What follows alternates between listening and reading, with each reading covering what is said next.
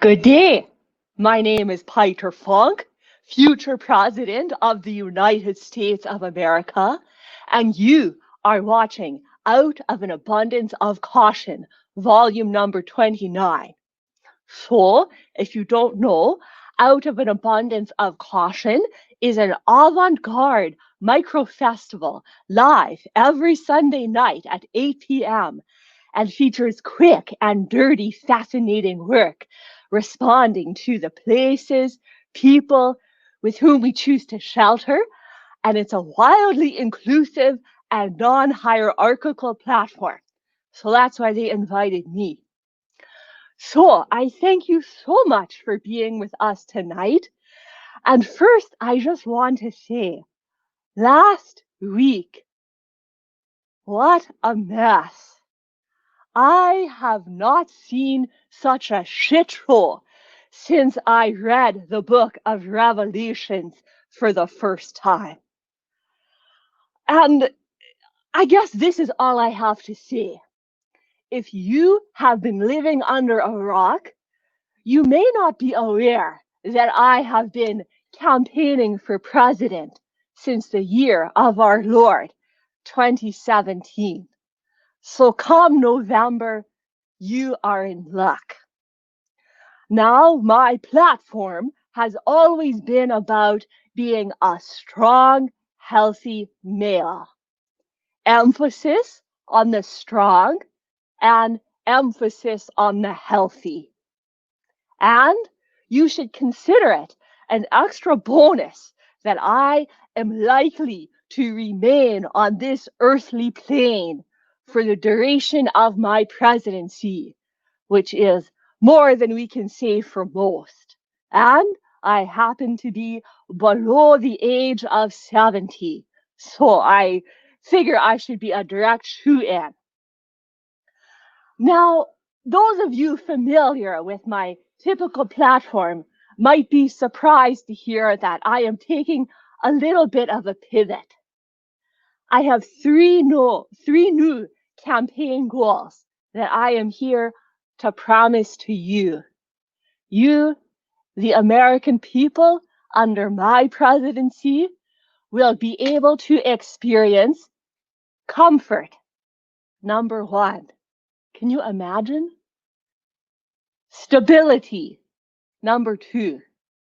And finally, number three, can you guess it?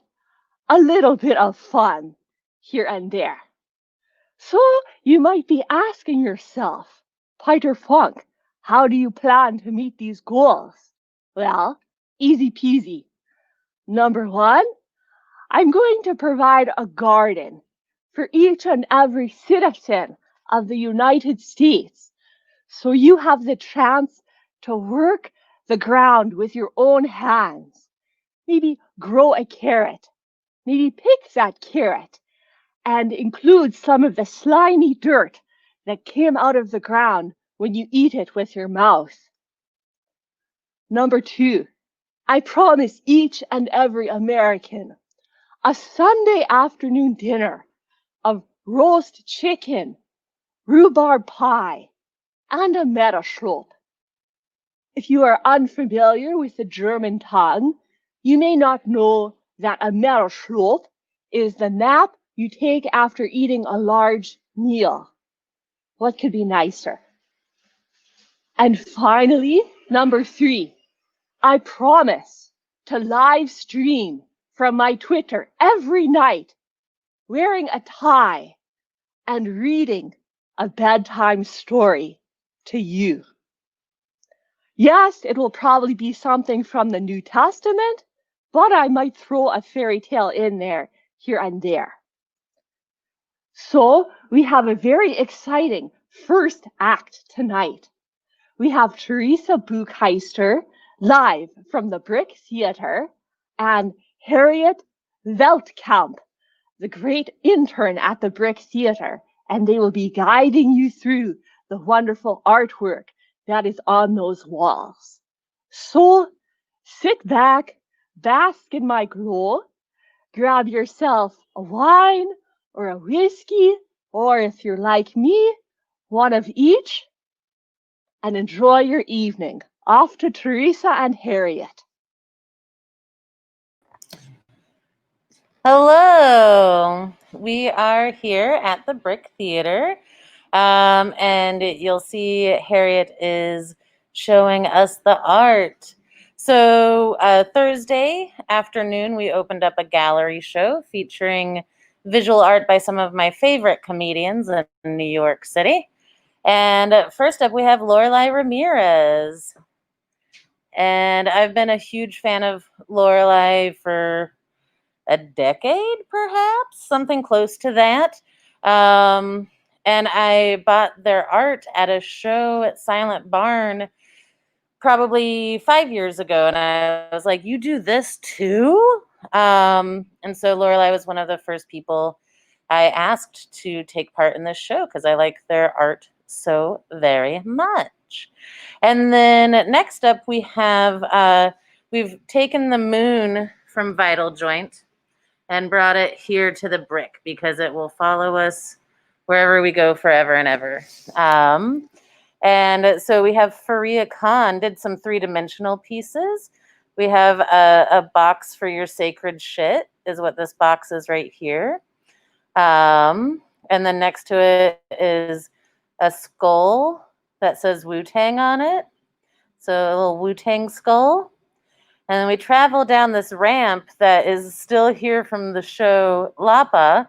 That was the show that was running in the Brick in March. But I really like the ramp, so we kept it. And then we put art on it.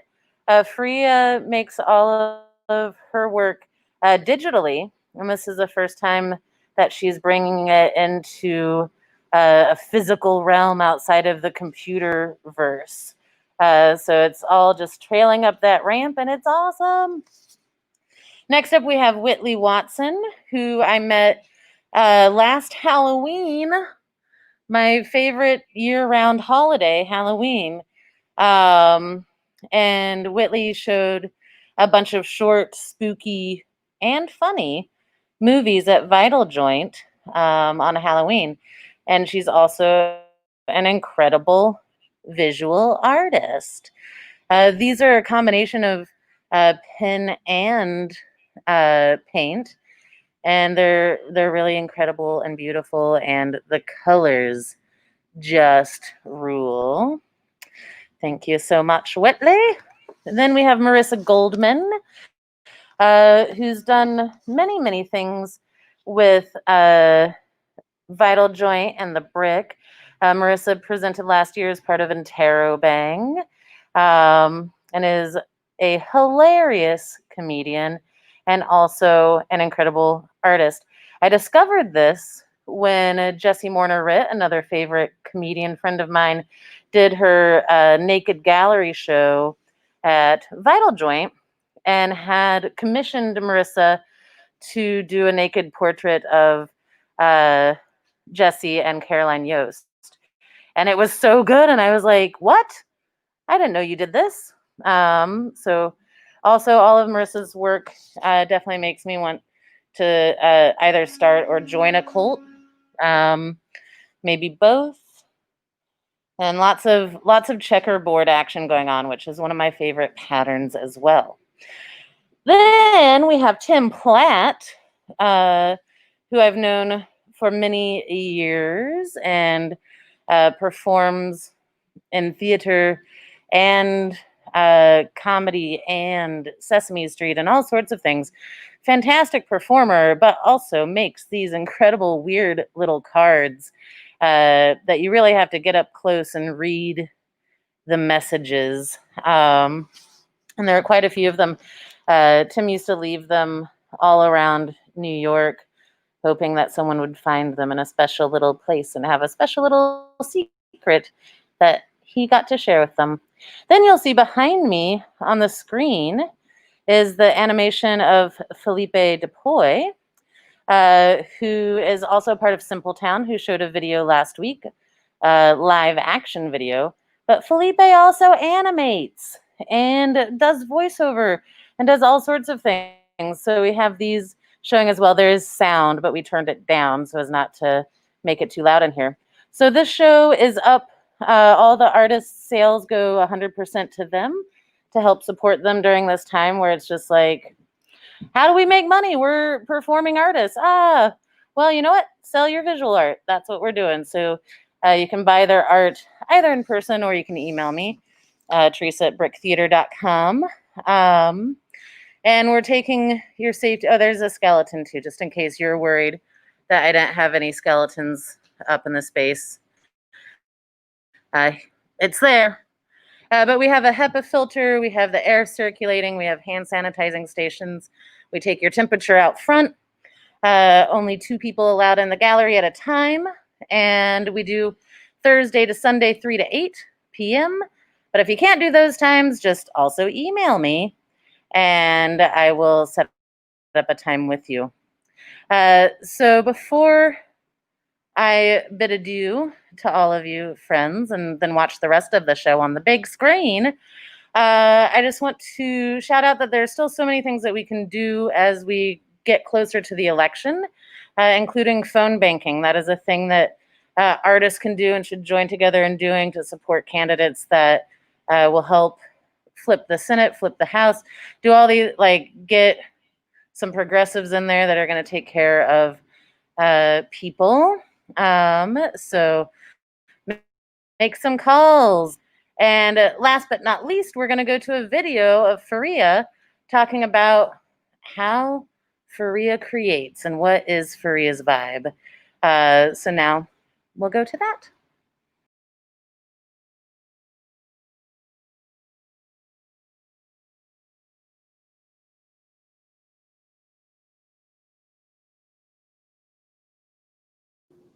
Hello. Hi. My name is Fareeha Khan, and I'm an artist and comedian in Brooklyn, New York. I would say my vibe is pretty specific in that I'm, a woman with the personality of like a 17-year-old boy who's kind of going through like a dark rebellious phase that he doesn't even understand.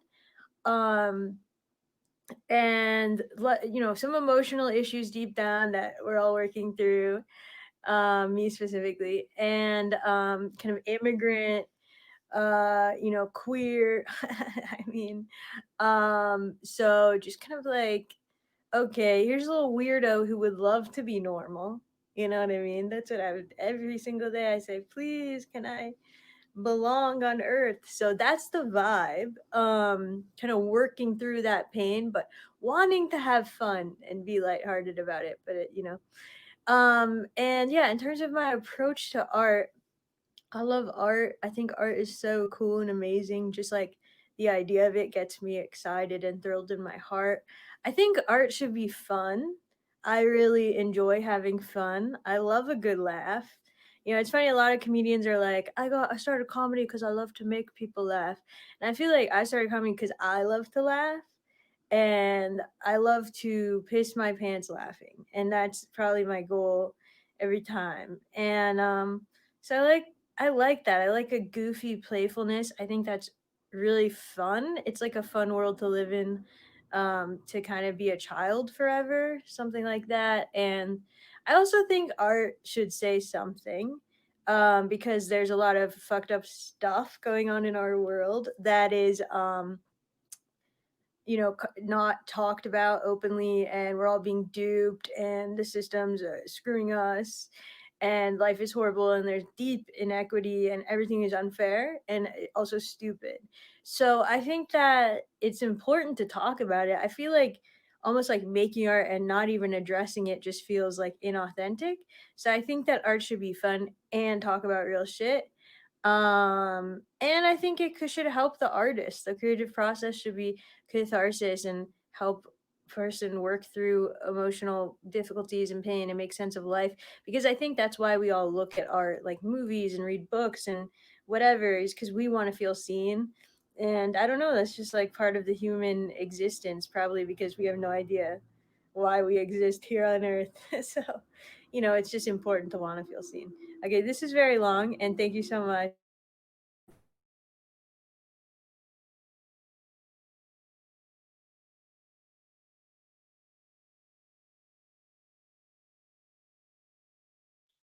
Well, how wonderful was that?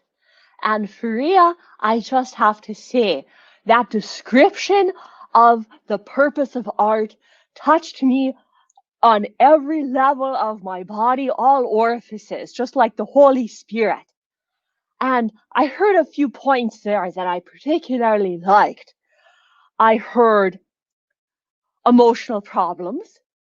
I heard a woman with the brain of a 17-year-old boy. And I heard that you like to pee your pants. Now, that is exactly what I am looking for in a campaign manager. So I invite you to get in touch with me at Real Peter Funk on all the social media if you would like to connect in that way. That was just fantastic. And the artwork we saw there in the Brick Theater.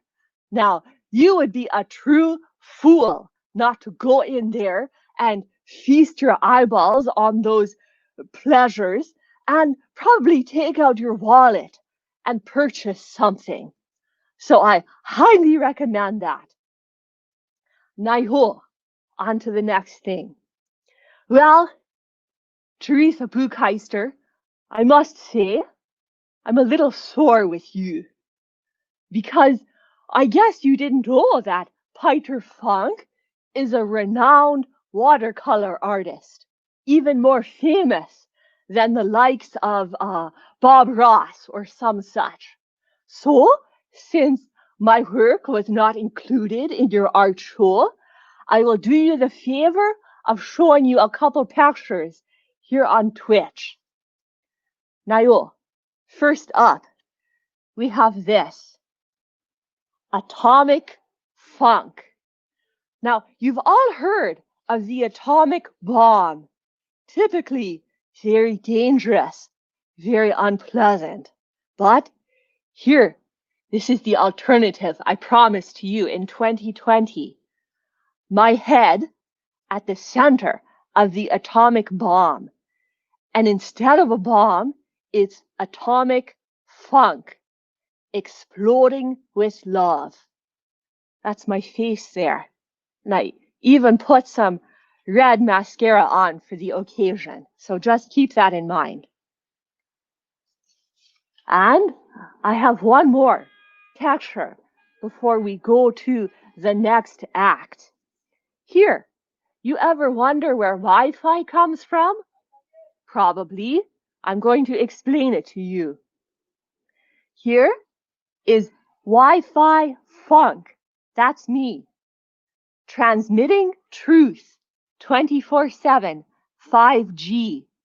And there's my beautiful body. Sometimes I'm bald if I don't have my hair on. In my jacket, nipples showing. And there comes the Wi-Fi right out of my truth transmitter or my private parts. Same thing. Now, Theresa Buchheister, if that doesn't change your mind about the glories of Funk's artistic spirit, I don't know what will. Now, next up, we have another wonderful piece of artwork. This is a video by Tawanda Gona called Skunk in Therapy. Now, here are some facts about this wonderful artist. They are a Boston-bred, Brooklyn-based comedian writer who's recently forayed into new adventures with his comic strip and animated shorts. This newfound passion has led to being featured in the 2020 New Filmmakers Festival and winning the first-time filmmakers sessions in August. Well, accolades are cool. His biggest pride and joy is being able to share his love of creating with all of us. Very touching. Whether it be laughing at a joke, sharing a comic, or thinking about the artistic meaning of a short, his goal is to have us entertained. Mine also. Well, his true goal is to one day meet Gucci Mane and Stone Cold Steve Austin in the same party. But for now, our entertainment is number one on his checklist. I couldn't agree more. So here is Skunk in Therapy by Tawanda Gona.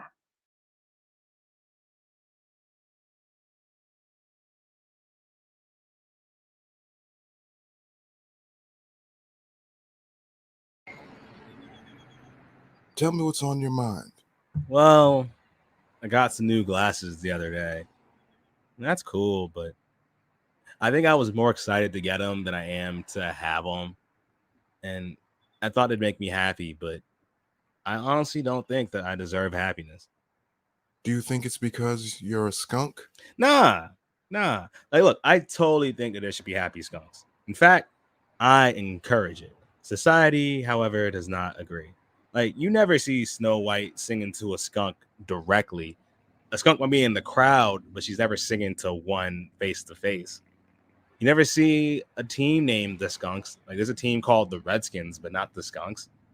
Also, the only skunk in popular culture is Pepe Le Pew, and he's a sex offender. If you know that skunks can be happy, why do these other opinions bother you? Because it's hard to walk around knowing everybody hates you. Hey, look, I have a lot of great qualities, okay? I'm soft. I can cuddle well. I took the steps to find a therapist. That's major. I'm more impressed that you have health insurance, honestly. Thank you.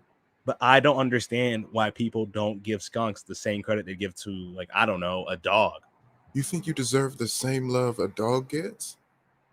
Yes. Like, look, what did dogs do that was so special to be called man's best friend?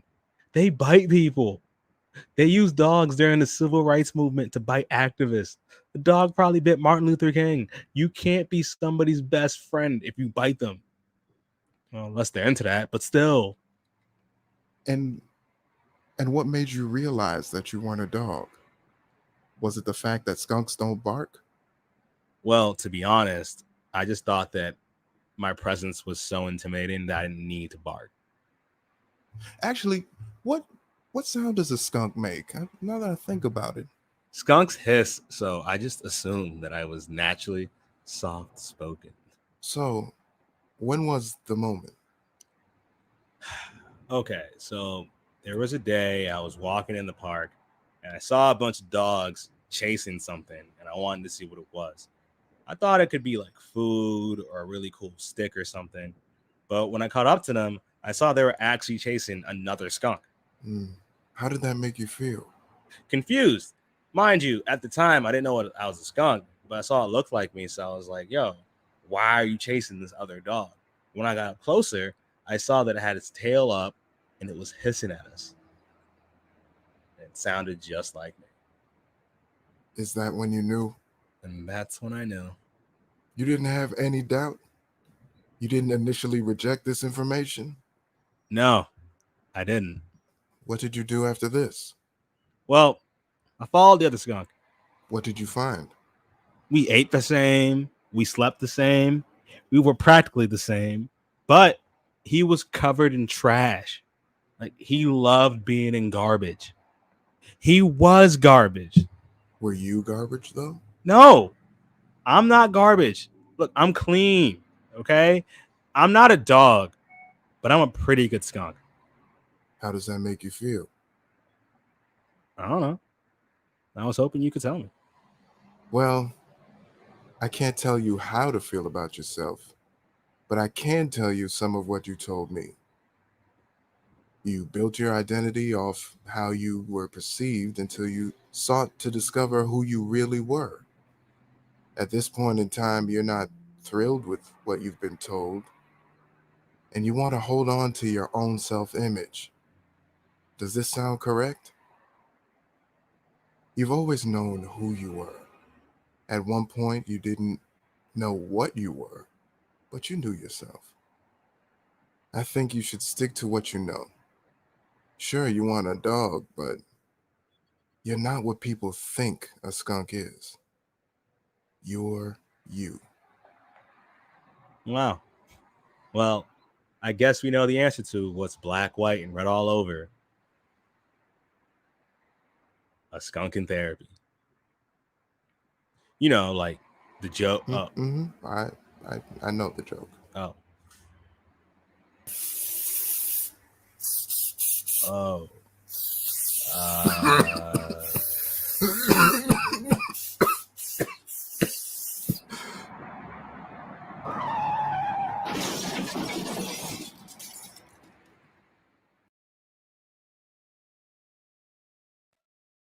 Oh, terrific.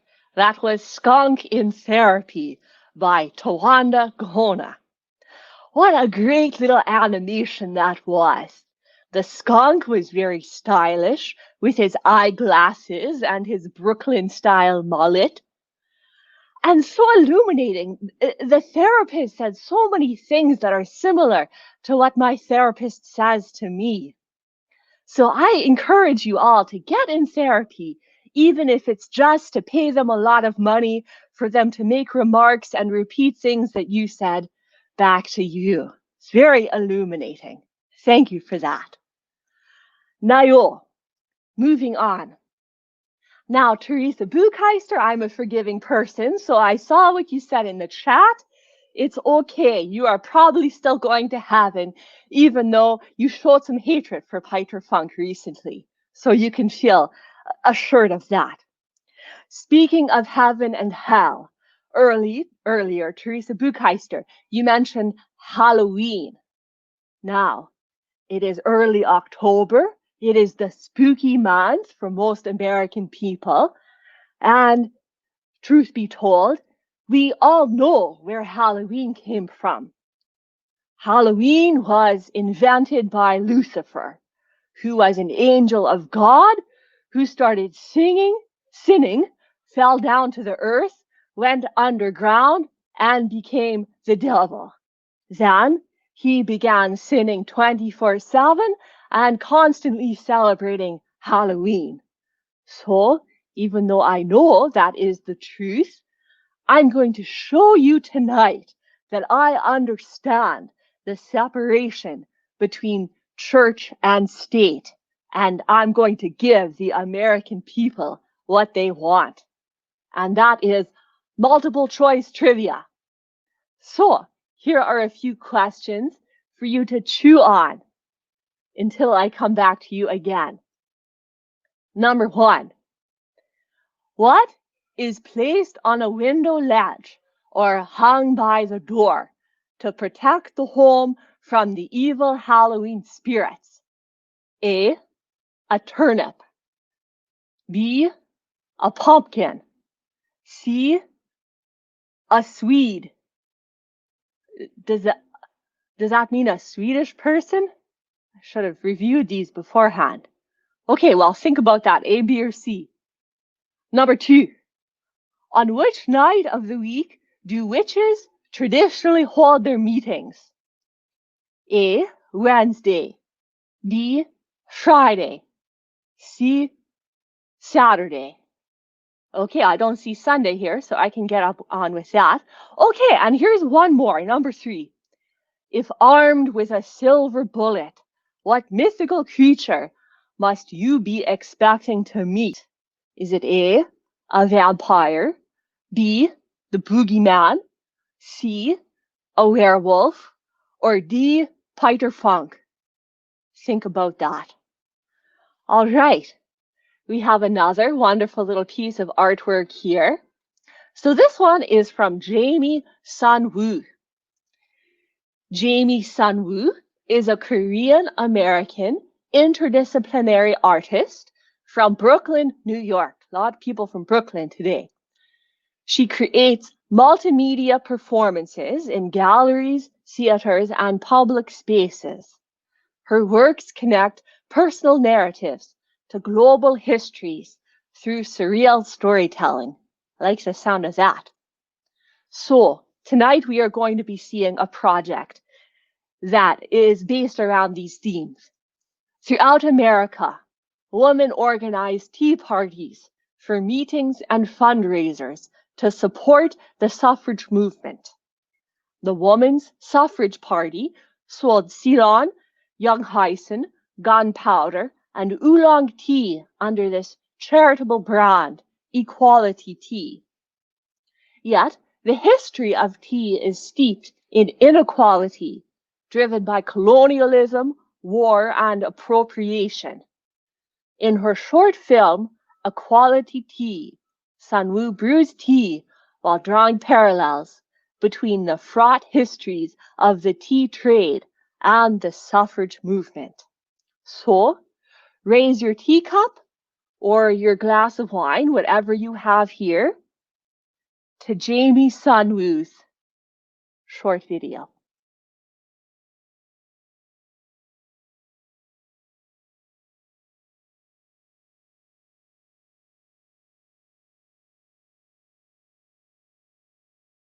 Tea is steeped in the depths of American history, spreading from the murky waters of the Boston Harbor, where American colonists submerged the British import.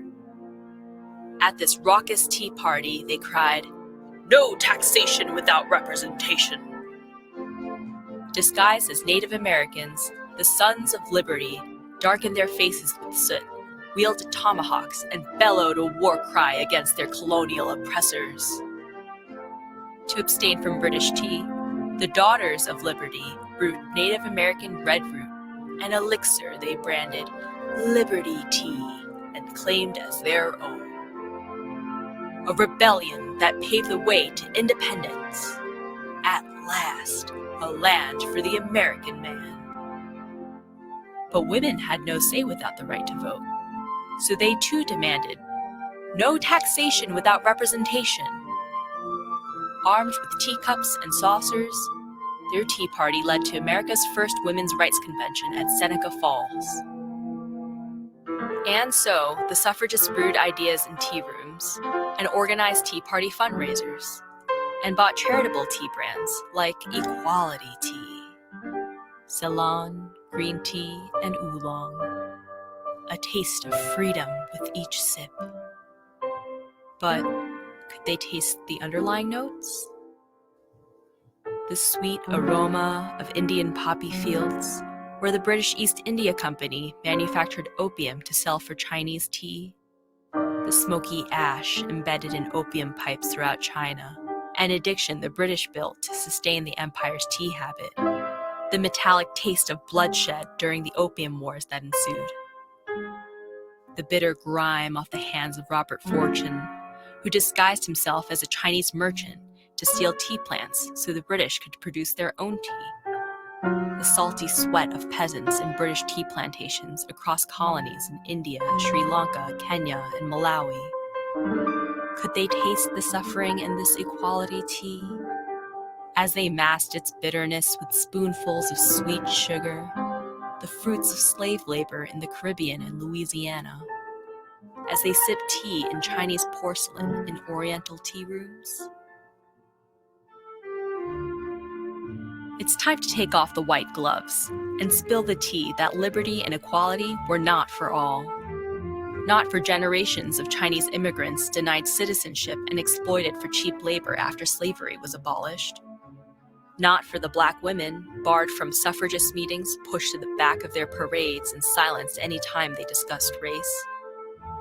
As trouble brewed over the 15th Amendment, giving Black men the right to vote was too hard to swallow for white suffragists, like Elizabeth Cady Stanton, who cried, "Think of Patrick and Sambo and Hans and Youngtung, who do not know the difference between a monarchy and a republic, who never read the Declaration of Independence or Webster's spelling book making laws."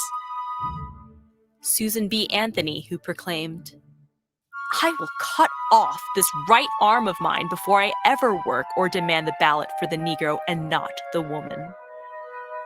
And Carrie Catt, who reassured Southerners that white supremacy will be strengthened, not weakened by women's suffrage.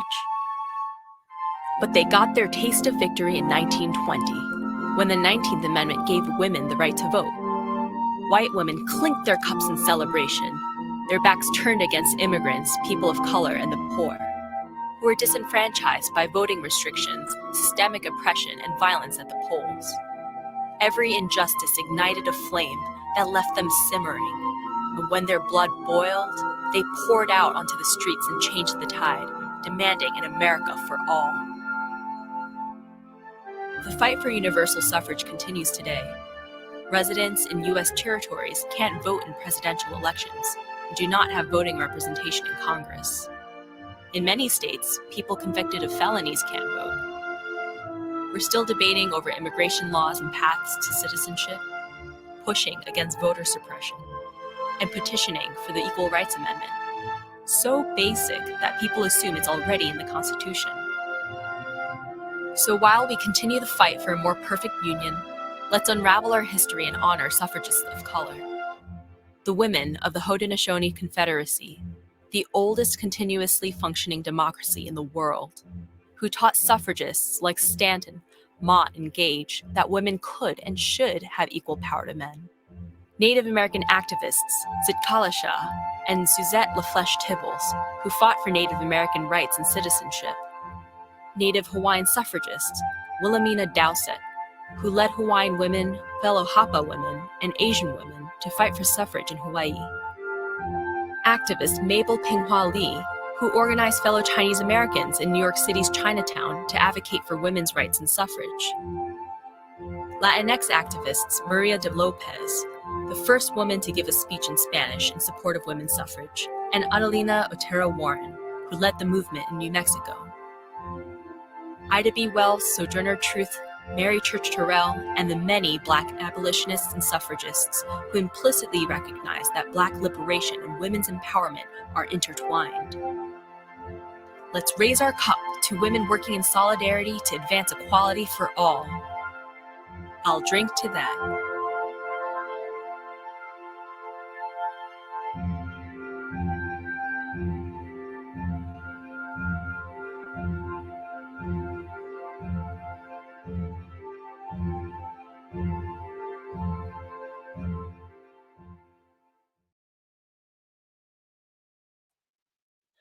Well, that just took my breath away. Jaime, wonderful job. The visuals and the artistry and all of that information coming together was just I'm at a loss for words. What a true blessing you have laid upon the laps of the American peoples here tonight. Just stunning. Good show. I do have a question for you, Jaime. So for those of us who want to ensure that we are purchasing tea that honors the folks who grow it or produce it, do you have some information for us where we can purchase that? I'm sure all of the very conscientious people there in the chat room would like to know that also. Nayo, I saw some guesses here about the multiple choice questions that I presented to you earlier. So, okay, everyone's on the edge of their seat. Let me scroll up here and determine who's guessed what. All right, so the first question, back to it. What is placed on a window ledge or hung by the door to protect the home from evil Halloween spirits? Again, if you want to play at home, take one more shot at it. It was A, a turnip, B, a pumpkin, or C, a Swede. I'm guessing nobody guessed Swede. That's not politically correct. I think it's a person. Okay, so Kate guessed turnip. All right, out of caution also guessed turnip. So those are the two chat room guesses, and those of you playing at home, well, everybody's wrong. It is B, a pumpkin. I'm sure you thought that was a red herring, pumpkin too obvious, but never know what to expect. Okay, so up next, we had, on which night of the week do witches traditionally hold their meetings? Was it Wednesday, Friday, or Saturday? Okay, out of caution says Friday, and Kate says Saturday. Well, the answer is Friday, just like Friday the 13th, just like thank God it's Friday. I'm guessing that's where that all came together. And finally, we had, if armed with a silver bullet, what mythical creature must you be expecting to meet? All right, so we have guesses. Oh, D. Peter Funk was guessed by Out of Caution and also by Kate. Yeah, sure, okay. And again, the options were A. Vampire, B. Boogeyman, C. Werewolf, or D. Peter Funk. Well, everybody was correct. It was, in fact, Peter Funk, letter D. So good troll there in the chat room. That was very nice. All right, so we have one more wonderful little guest here tonight. This is Sergio Castillo. And Sergio recently edited and directed a show for the Poor People's Campaign on Zoom entitled A Revolutionary People's History. His website is sergiocastillo.com. Please raise a glass to Sergio.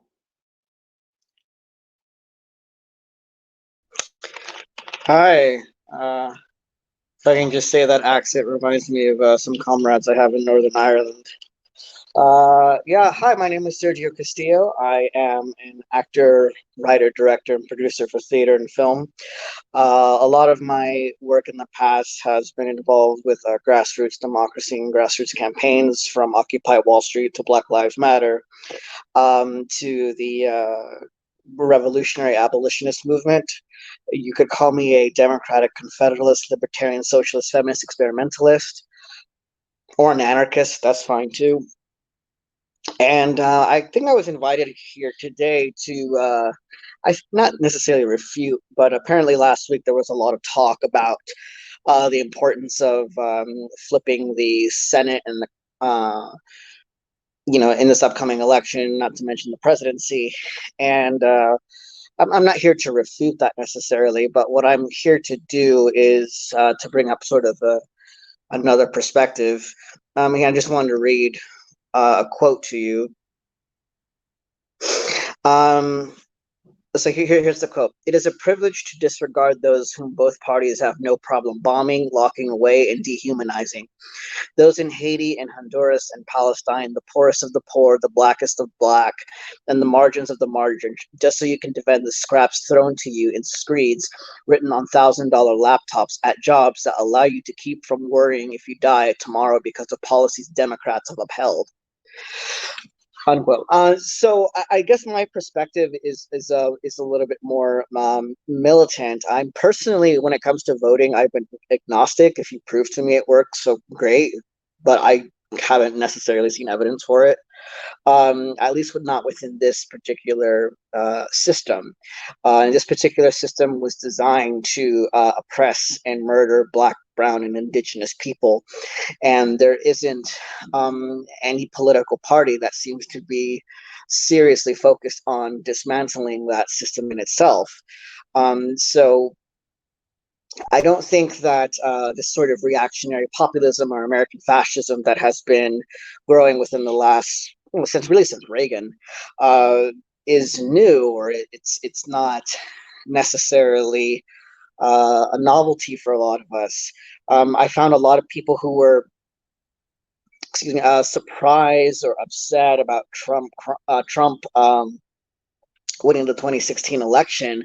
A lot of people were shocked, and frankly, a lot of white people were shocked, and white liberals didn't understand what was going on. And I sort of found that confusing. I sort of, frankly, found it a little pathetic, because for Black, brown, and indigenous people, fascism is nothing new in this country. It's something we've always had to deal with. Police brutality and systemic murder, like this is something that, Trump's rhetoric is nothing new to us. It's just been coded or changed or whatever. He's just a grotesque man. And I also just want to point out that I think a lot of people who said they would take Hillary Clinton in a second or get back Barack Obama, I think a lot of that is so vast in privilege, because it doesn't take into consideration that you really have an opposition to systemic racism, judging that Clinton was behind the very system. One of the architects, like Joe Biden, one of the architects of the very system we are protesting and fighting against today, that they are responsible for designing the racist system that exists today. So telling me that you would have people like that in power right away it tells me that a lot of people don't actually really have problems with systemic racism. You just don't like being reminded of your colonial investment by a complete and total overt bastard like Donald Trump. So it's I mean, this is definitely my criticism of liberalism, but American fascism is again, I said, it's nothing new. And it's something that I personally and a lot of my comrades have been fighting against for a long time. And at this point, I don't think it's very productive to think electoral politics is going to get us out of the situation that we find ourselves in. I think we're thinking a lot in terms of the way the German communists thought in the 1930s, when they were really relying on getting a lot of communist, socialists, and social democrats back into parliament to throw the Nazis out democratically. Yet they were so divided amongst themselves that they couldn't form a coalition, and that's when Hitler was appointed to be chancellor. I see a lot of parallels here. I think the left, or like liberals, moderate liberals, the left, whatever, are very much invested that this election is going to save us, or that this election is going to restore some sort of order or normalcy.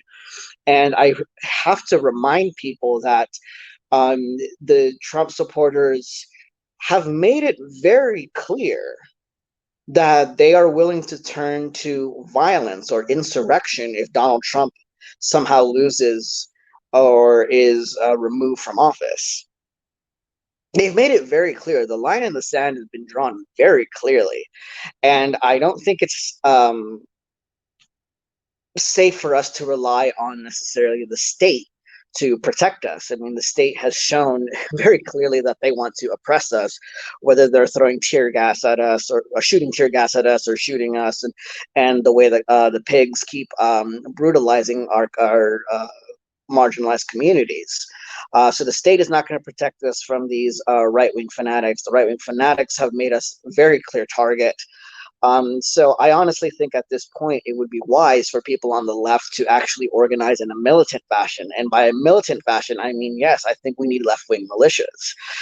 think we need to start training ourselves in such a way that will defend our communities in a organized way, in an effective way, creating community programs. I really think it's sort of like going back to a lot of the tactics the Black Panthers used in order to try to defend our communities from state oppression. Because if these right-wing fanatics go against the state, I really think they're going to sort of target Black, Brown, and Indigenous communities first to try and make a point. That white supremacy is alive and well, and that they're not willing to give it up. I mean, we literally have people walking around with swastikas and Confederate flags. It's like, I don't know how much clearer you want them to be.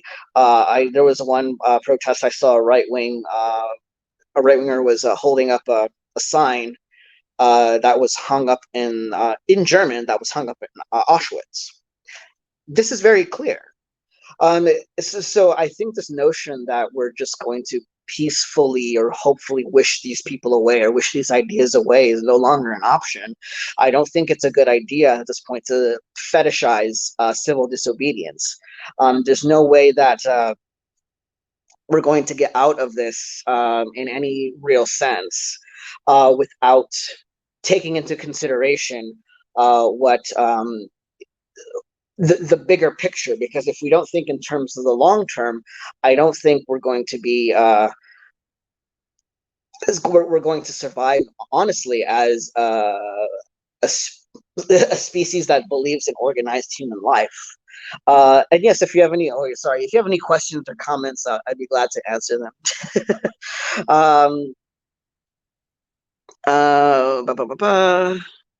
Sorry, yeah, the reality is one for what can U.S. residents do to prepare for a right-wing backlash in either electoral result? Yeah, I mean, in terms of preparing for any electoral result, I honestly think we have to. I don't like saying this. I think it's an unfortunate point, but I really do think you need to get the guns. I really do. I think at this point, George Orwell talked about this when he said that, the rifle on the wall is a symbol of democracy, and it's our job to make sure that it stays there. And he articulates this much better than I ever could, but he really believed that rifle on the wall in the workers' cottage or working class flat was the symbol of democracy because he fought against fascists in Spain. He went to go on the front lines to fight with the Spanish Republicans, even though later he said he should have fought with the Spanish anarchists. So he literally saw fascism come to power, the uprising in Barcelona, and so did Ernest Hemingway. Ernest Hemingway went as well. They fought and to try and liberate Spain. And let's remember, again, historically, they lost. Fascism won. Fascism prevailed in Spain for 30 years. Now we talk about like Hitler, who was for 12. Like Franco was in power for 30 years. So we can't underestimate how powerful and how like all-encompassing a fascist uprising can be. I think we have to be prepared that if Biden wins, which sort of looks likely right now, that a very big possibility of a military coup. I think that's a very big possibility. There's no way that we can eliminate that possibility because it's happened so many times before in the past. I mean, we haven't allowed the U.S. Has not allowed certain leaders to come up to power in other countries so many times before that we've funded a coup for them or orchestrated it ourselves or declared war. I don't see why there's a reason why a fascist would let go of power now. The last 72 hours has been a little intense. I mean, we'll see if Trump dies. But I think that would actually, frankly, I think that'd help a lot. But I don't know how far that the right wing in this country is willing to go at this point. There's no way to sort of predict what they're willing to do because Trump is sort of a wild card. I don't know. I honestly don't know. But at this point, we have to be prepared because we don't want to be unprepared against the fascist uprising in this country or against fascist tendencies because people are already dying. I mean, look how they're running people in the streets with their cars, or how the police are brutalizing and murdering people and using Gestapo tactics to try and jail Black Lives Matter organizers and all that. So it's not a matter of, I hope it's not this or I hope it's not that, or it really is a matter of being prepared and organized for the worst possible situation, because the German left wasn't organized and wasn't prepared for the worst situation possible, and then the worst possible thing happened. Okay, here's more comments. I do hope I can find some way to create justice that I can actually contribute to with the skills I have, though I can't think precisely how. I have a lot of soft skills for such a hard time. Yeah, I mean, listen, we all have our own ways of contributing. I mean, I myself am an artist. I personally don't like violence. I'm not very good at it. But there does come a time when I think you have to ask yourself when violence becomes unnecessary, or excuse me. I think we have to ask ourselves, when does political violence become justified in a struggle? Like, when is it legitimized? Is it when concentration camps are erected? Well, that's happened. Is it when you have an unusual amount of people in prison? Well, that's happened. Or when the police are murdering people? Well, that's happened. Where the government has turned so radically right wing that they're willing to call fraudulent election in their favor. I mean, that's probably about to happen. So I don't know what more people need in order for there to be a real uprising, because in this country we are taught that violence, unless it's sanctioned by the government, is either criminal or insane. And that really undermines the idea that we have the right to take up arms against an oppressive government and overthrow them by any means necessary. Again, this is not an idea.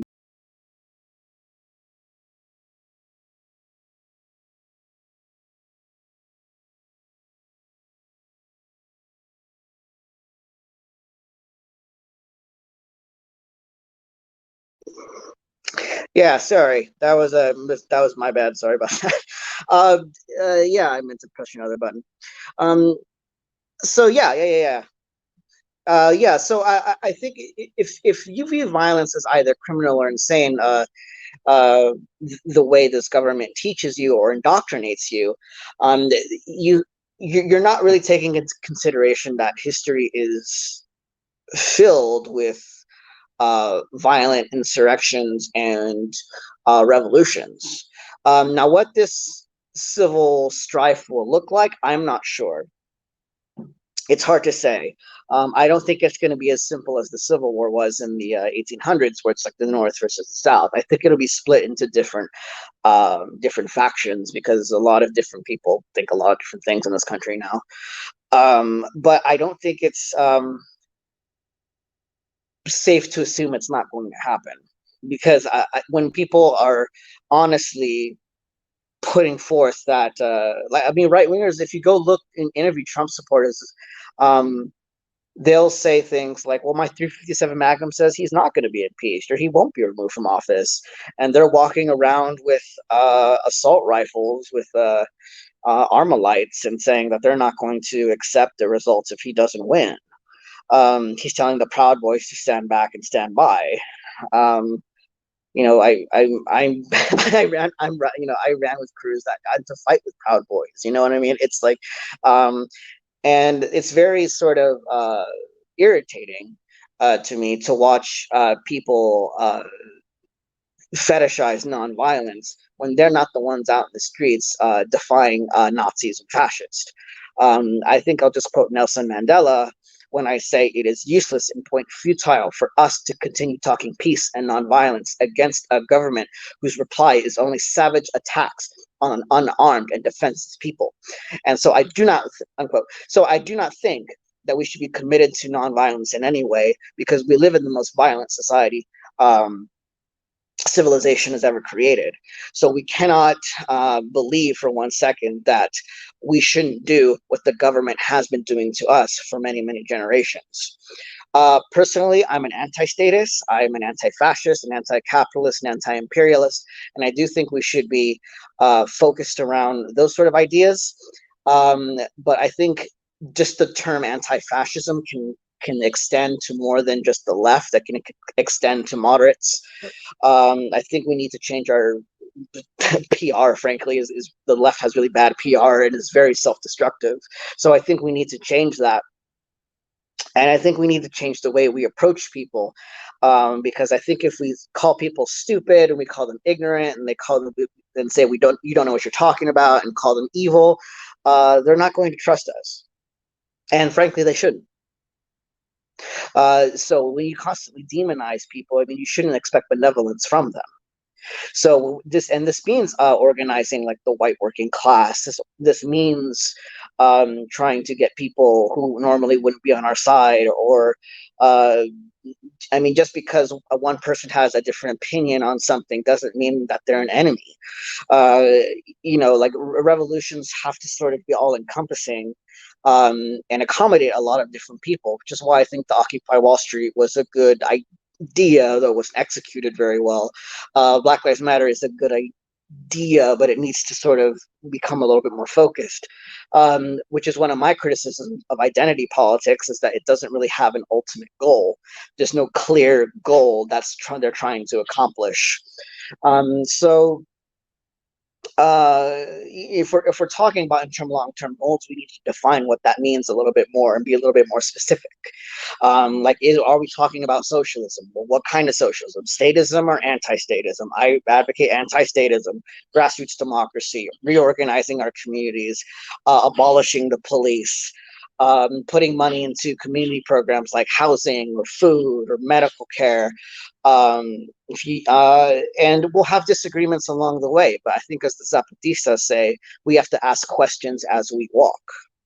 So that's those are my opinions. Artists are essential to getting specific about the justice we religion.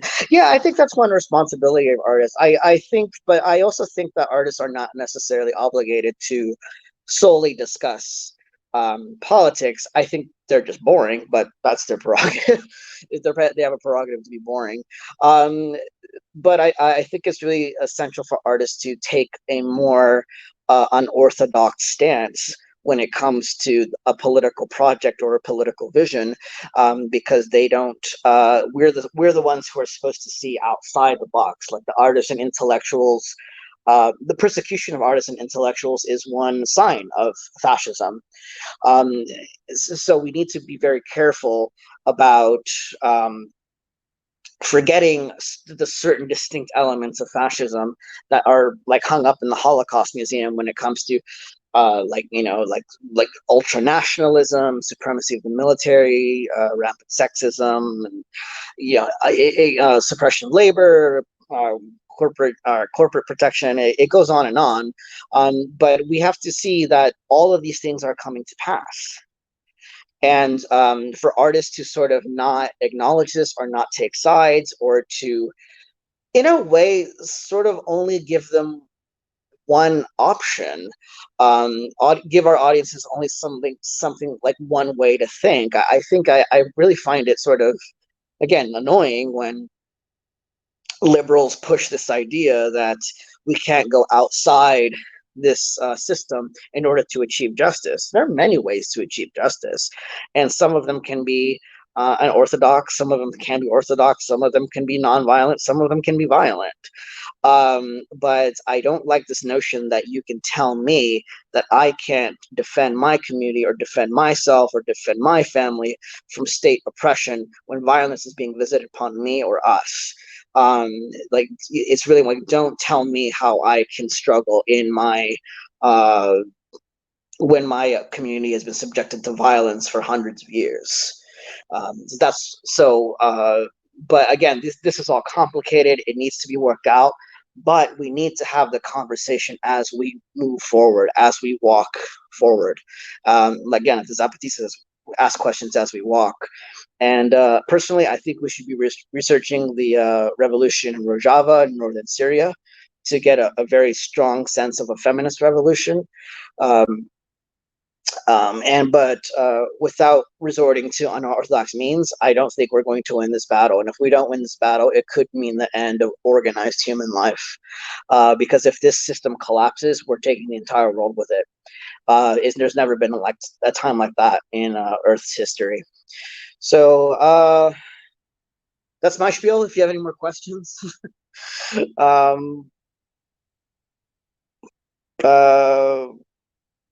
Yeah, okay. Well, thank you so much. Again, power to the people, and I hope to see you all on the other side. Stay safe. All right. Fascinating, Sergio. Thank you for all of your thoughts. And like Sergio said, you can continue the conversation in the chat room. And it is a time for all kinds of conversation, thinking different ways of solving America's problems. So I've presented some ideas for you tonight. Sergio is presenting some other ideas as well. Very interesting to have these conversations and debates. That's the foundation of a free country and democracy, which we are arguably not living under right now. So Sergio painted a picture of the future, and I have a couple more pictures to show you as well. This is a picture I painted recently of the future, and it is also a little bit bleak. But I will take you through it nonetheless, and then we'll end on a more cheerful note. Nayo, here we go. Oh, there's a lot of writing on this one, so I will read it out to you because, like I said before, a good artist explains his art. So, earlier, we spoke about Lucifer. Guess who this is right in the middle of painting? Lucifer. And this is my painted representation of the book of Revelations 9, verse 7 to 11. I shall read it out to you. This is your bedtime story tonight, your first little sampling. Okay, the locusts looked like horses prepared for battle on their heads. They wore something like crowns of gold, and their faces resembled human feces. I can't tell if it says feces or faces, probably feces. Their hair was like human hair, and their teeth were like lions' teeth. They had breastplates of iron, and the sound their wings was like thundering of many horses and chariots rushing into battle. They had tails with stingers like scorpions in their tails. They had power to torment people for 5 months. Very specific. The revelations get pretty specific sometimes. One more quote down here. They had as king over them the angel of the abyss, whose name in Hebrew is Abaddon, and in Greek, Apollyon, that is, destroyer. So, you know, you may or may not believe in the Bible, but it's got some parallels to the way things are going right now. And we have one more picture for you tonight. And I see this one is going to help you sleep well tonight. So, here are my thoughts on drugs. Because why not? Here I am again. Purity Funk. I've got my beautiful blue eyes and my golden mullet.